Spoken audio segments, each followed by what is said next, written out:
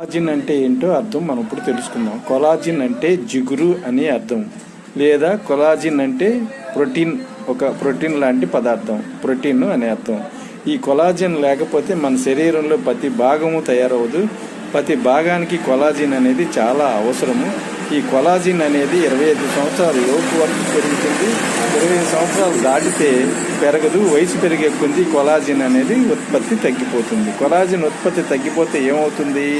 శరీరం అనేది సాగిపోయి ముడతలు పడిపోయి శరీరం ఆకారమే మారిపోతుంది. మరి అనేకమైన కీళ్ళ నొప్పులు వస్తాయి, గుండె నొప్పి వచ్చింది, ప్రతి భాగం దెబ్బతినిపోయి కుషించుకుపోతుంది. కొలాజిన్ అనేది చాలా అవసరం. కొలాజిన్ లేకపోతే మన శరీరమే లేదు. ప్రతి భాగానికి, ప్రతి అవయవానికి కొలాజిన్ అనేది చాలా అవసరం. కొలాజిన్ అనేది వయసు పెరిగే కొద్ది తగ్గిపోతుంది. 25 సంవత్సరాల లోపు బాగా పెరుగుతుంది. చిన్నపిల్లల్లో కొలాజిన్ అనేది ఎక్కువగా ఉంటుంది.